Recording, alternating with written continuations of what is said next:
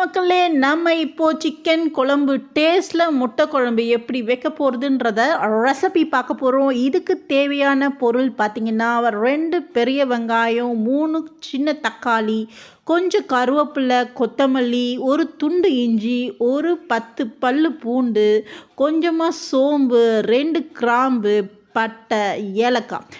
உங்களுக்கு ஃப்ளேவரிங்க்கு வேணும்னா கொஞ்சமாக புதினா, 2 பச்சை மிளகாய் சேர்த்துக்கலாம். நான் இந்த ரெசிப்பியில் சேர்க்கலை. சரிங்களா? இதை அழகாக பொடியாக கட் பண்ணி அழகாக பிளேட்டில் எடுத்து வச்சுக்கோங்க தாளிக்கிறதுக்கு முன்னாடி. ஸோ அது உங்களுக்கு நெக்ஸ்ட் ஸ்டெப் பண்ணுறதுக்கு ரொம்ப ஈஸியாக இருக்கும்.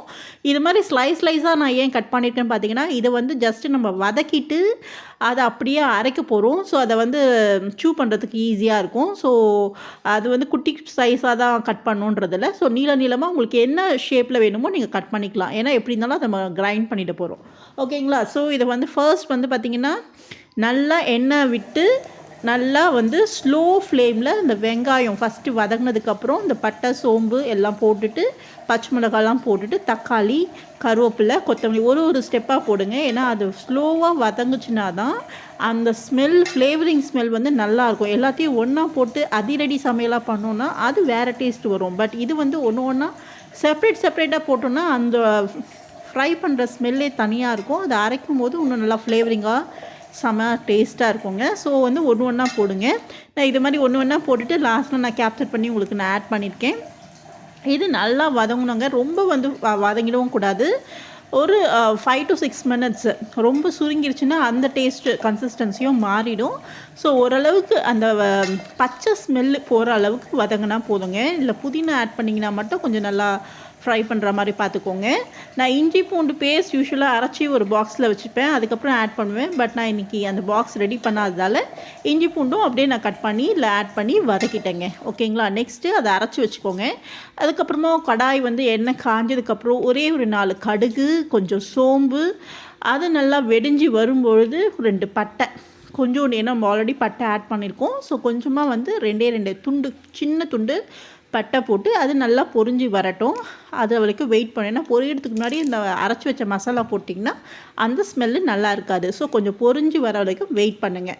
அது நல்லா பொரிஞ்சு செவந்து அதுக்கப்புறம் நல்லா பபிள்ஸ் ஆகி அந்த சத்தம் கேட்க வருங்க, படப்படப்படன்னு. அந்த சவுண்டு கேட்டதுக்கப்புறம் நீங்கள் அரைச்சி வச்சுருக்க இந்த மசாலாவை எடுத்து ஊற்றணும். அதுக்கு முன்னாடி நம்ம மசாலா ரெடி பண்ணிக்கணும். என்னென்ன மசாலா நம்ம ஆட் பண்ண போகிறோன்றதை ரெடி பண்ணி ஒரு தட்டில் எடுத்து வச்சுக்கோங்க. கொஞ்சம் மஞ்சத்தூள், கொஞ்சம் தனி மிளகாத்தூள், தனி சில்லி பவுடர் அண்ட் தனியாத்தூள், மிளகாய்த்தூள் நம்ம குழம்புக்கு தனியாக அரைச்சி வச்சுருப்போம் இல்லைங்களா, அந்த மிளகாத்தூள் ஒரு 1.5 ஸ்பூனு. அதுக்கப்புறம் பார்த்திங்கன்னா கொஞ்சம் தனியாத்தூள், கரம் மசாலா பவுடர் 1 ஸ்பூன். இதுதாங்க. இது நம்ம எப்பவுமே தனியாக எடுத்து வச்சுக்கிட்டோன்னா கன்ஃபியூஷன் வராது. அதுக்கப்புறம் நம்ம மிக்ஸி ஜாரில் இதை அரைச்சி வச்சுருக்கோம் இல்லைங்களா, வெங்காயம், தக்காளிலாம். இது நல்லா பொரிஞ்சு வந்ததுக்கப்புறம் ஒரு 4 கருவேப்பிலை அதில் போட்டு அது நல்லா பொரிஞ்சு வந்ததுக்கப்புறம் நம்ம இந்த அரைச்சி வச்சுருக்க இந்த மிக்சியில் ஜாரில் எடுத்து அதில் போட்டுடணுங்க. ஓகேங்களா? அது பார்த்திங்கன்னா ஸ்லோ ஃப்ளேமில் தான் இருக்கணும். ஹை ஃப்ளேமில் இருந்ததுன்னா டக்குன்னு அடி பிடிச்சிரும். இந்த ஸ்மெல்லே நல்லா இருக்காது குழம்பு சாப்பிட்றதுக்கு. அந்த கிரேவியோட டேஸ்ட்டு கன்சிஸ்டன்சியே நல்லா இருக்காது. ஸோ ஸ்லோ ஃப்ளேம்லேயே வச்சு நல்லா ஃப்ரை பண்ணுங்கள். ஃபஸ்ட்டு தண்ணி ஊற்றாமல் ஃப்ரை பண்ணுங்கள். அதுக்கப்புறம் கொஞ்சம் நல்லா திக் கன்சிஸ்டன்சி வந்ததுக்கப்புறம் நல்லா அந்த மிக்ஸி ஜாரில் இருக்க மசாலாவையே நல்லா தண்ணி ஆட் பண்ணி அந்த கடாயில் ஊற்றிடுங்க. சரிங்களா? இது ஊற்றினதுக்கப்புறம் ஸ்லோ ஃப்ளேமில் தான் இருக்கணும். அது வரைக்கும் நீங்கள் கொஞ்சம் வெயிட் பண்ணணும். அந்த பச்சை ஸ்மெல் ஃபுல்லாக போகணுங்க. ஸோ அது வரைக்கும் நீங்கள் வெயிட் பண்ணணும். அது நல்லா அந்த முடிஞ்சால் நீங்கள் தட்டு போட்டு கூட மூடி வச்சிடலாம். ஸோ தட் அது கொதிக்கும் போது அது வெளியில் தெளிக்காமல் இருக்கும். ஈஸியாக பச்சை ஸ்மெல்லும் வெளில போயிடும். ஸோ நீங்கள் மூடி வச்சுருங்க. மூடி வச்சுட்டு ஒரு 2 to 3 மினிட்ஸ் தாங்க, ரொம்ப நேரம் எடுத்துக்க வேண்டாம். 2 to 3 மினிட்ஸில் அது நல்லா கொதிச்சு வந்துடும்.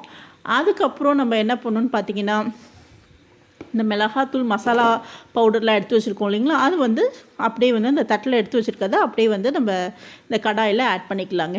ஸோ அது பார்த்திங்கன்னா மஞ்சத்தூள், தனி மிளகாய்த்தூள், அதுக்கப்புறம் கரம் மசாலாத்தூள், தனியாத்தூள், குழம்பு மிளகாய்த்தூள். ஸோ இது எல்லாத்தையும் நம்ம என்ன பண்ண போகிறோம், இந்த குழம்பு நல்லா தளன்னு கொதித்து வந்ததுக்கப்புறம் இது கூட நம்ம ஆட் பண்ண போகிறோங்க. அதை ஆட் பண்ணதுக்கப்புறம் அகெயின் நீங்கள் அப்படியே விட்டுறக்கூடாது. ஒரு 2 கிளறி விடுங்க. ஸோ தட் அது எல்லாமே ஃபுல்லாக மிக்ஸ் ஆகும். இது கூட ஒரு 4 கல்லுப்பு போட்டு நீங்கள் ஆட் பண்ணிட்டீங்கன்னா அவ்வளோதாங்க. அதுக்கப்புறம் நீங்கள் ஒரு தட்டு போட்டு மூடி வச்சிட்டிங்கன்னா வெயிட் பண்ணலாம். அது நல்லா கொதித்து வரணுங்க.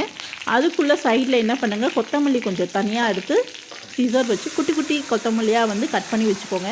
எல்லாமே நம்ம செய்கிற விதத்தில் தாங்க இருக்குது. நம்ம சும்மா அதிரடி சமையலும் செய்யலாம், ரசித்து ருசிச்சும் செய்யலாம். எப்போவுமே ரசித்து ருசித்து செய்கிற சமையல் ரொம்ப டேஸ்ட்டாக வரும்னு சொல்லுவாங்க. அதாவது நம்ம குக்கிங்கை வந்து நம்ம விரும்பி செய்யணுங்க. விரும்பி செஞ்சால் தான் அந்த பொருள் வந்து நல்ல டேஸ்ட்டும் கொடுக்கும், நல்ல மணமாகவும் இருக்கும்னு சொல்லுவாங்க. அதிரடி சமையல் அவசரத்துக்கு நம்ம எப்பயாவது செஞ்சுக்க வேண்டியதான். நம்ம ஆஃபீஸ் போயிட்டு வரும்போது டைம் இருக்காது, நம்ம பொறுமையாக உட்காந்து செஞ்சுட்டு இருக்க முடியாது.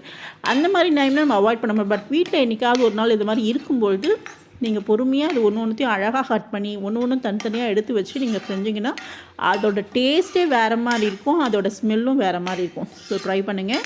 ஸோ நெக்ஸ்ட் வந்து பார்த்திங்கன்னா, நம்ம முட்டை பாயில் பண்ணி வச்சுருக்கோம் இல்லைங்களா, கொஞ்சமாக பாயில் பண்ணும்போது ஒரு 4 கல்லுப்பு போட்டு பாயில் பண்ணிக்கோங்க. ஸோ தட் அந்த கல் உப்பு வந்து பார்த்திங்கன்னா அந்த முட்டையில் நல்லா இறங்கியிருக்கும். இது நல்லா உரிச்சிட்டு அதுக்கப்புறம் என்ன பண்ணோம்னா கீறி விடணுங்க. ஹாஃபாக கட் பண்ணாமல் லைட்டாக அந்த நைஃப் கத்தி வச்சு லைட்டாக கீறி விடணும். அதாவது அந்த மசாலா வந்து உள்ளே இறங்குற மாதிரி கீறி விட்டிங்கன்னா அது உங்களுக்கு வந்து நல்லா மசாலா ஊறி அந்த முட்டை நீங்கள் வச்சு சாப்பிடும்போது நல்லாயிருக்கும். இல்லைனா அது அப்படியே ப்ளெயினாக இருக்கும், மேலே மட்டும் மசாலா இருக்கும், உள்ளே வந்து ப்ளெயினாக இருக்கும். ஸோ அதனால் நல்லா கீறி விட்டுருங்க. ஸோ தட் மசாலா வந்து நல்லா கொதித்து வரும்போது உள்ளே நல்லா இறங்கி நல்லா ஊறி இருக்கும். ஸோ அதை மசாலாவோடு சாப்பிடும்போது ரொம்ப டேஸ்ட்டாக இருக்கும். ஸோ இப்போ நல்லா கொதிச்சிச்சுங்க பாருங்கள், மேலே எண்ணெய் தனியாக மிதந்து வருது. ஸோ இந்த டைமில் வந்து பார்த்திங்கன்னா நம்ம வந்து முட்டை போடலாம், சரிங்களா.